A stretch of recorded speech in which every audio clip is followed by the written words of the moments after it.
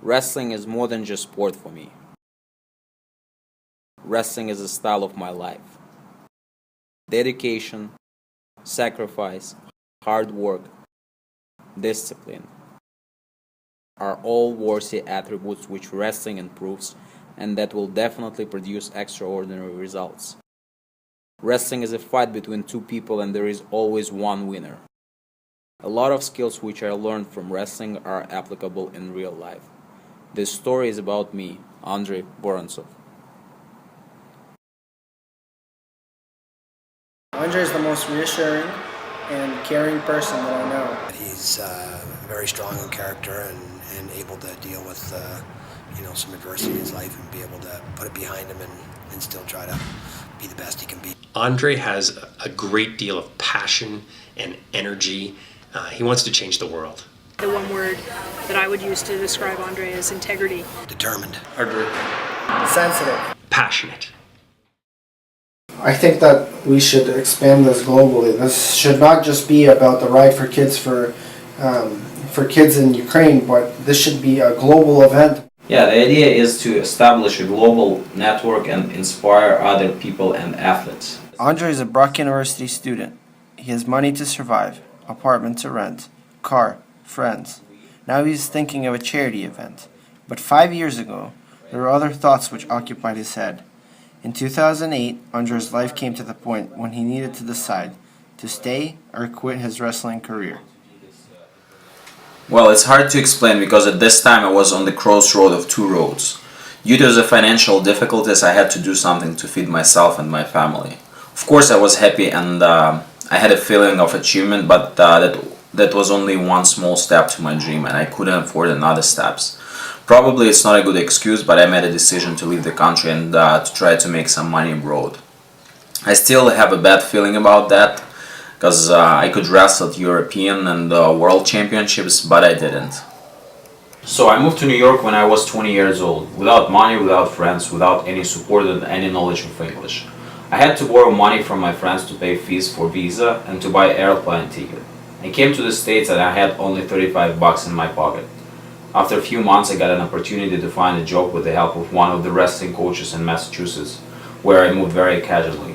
I didn't like New York City and I went to the bus station and I took the first bus out of New York and I came to the Cape Cod small town Hyannis, where my real immigrant's life had been started. I met there a few people who have played an important role in my development, and only because of wrestlers I found right connections and I didn't lose a match against my immigration life, but that was really tough. When Andrei moved to New York, he was only 19 years old. Without money, friends, and any support, he was forced to fight for a chance to have a better life. He found his opportunity at Knicks Olympic Wrestling School in Boston. With the support of the owner of this club and with help of other people, Andrei survived in America and began to seek a better life. So when I moved to Boston, I started to work at the Knicks Olympics wrestling school, where I met my first serious student, Gabriel Turetsky. At this moment he was only 15 years old, high school kid.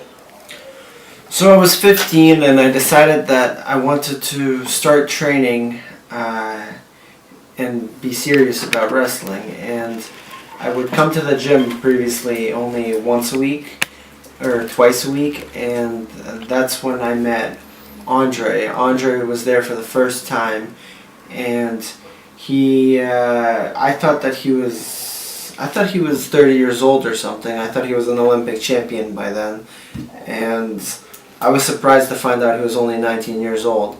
But still, I talked to my father and we decided to set an appropriate plan and set appropriate goals, and that's when our relationship started as a coach and athlete, and now we go to Brock together as two athletes and we compete for the same team.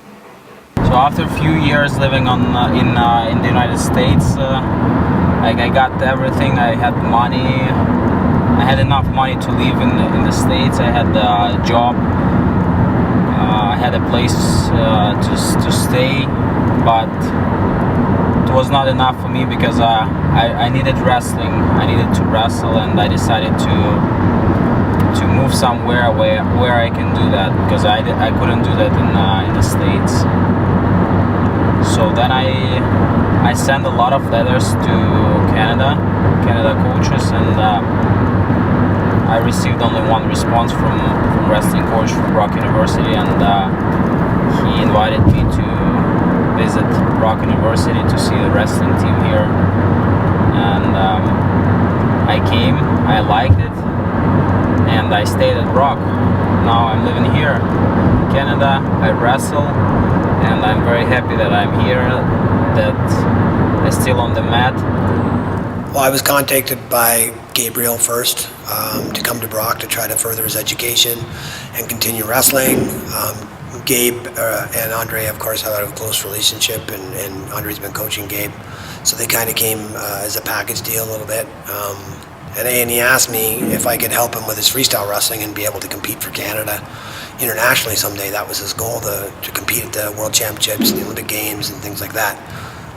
If you asked me a year and a half ago if I felt that might happen, I might have given you a different answer, but now having spent that year and a half with him and seeing the type of person he is and the growth that he's made in the sport of freestyle wrestling, and he had a great win a month and a half ago against one of our top competitors, so I think he's got a ton of potential to be able to reach his goals in wrestling and be able to represent Canada at the Olympic Games and World Championships in the future, for sure.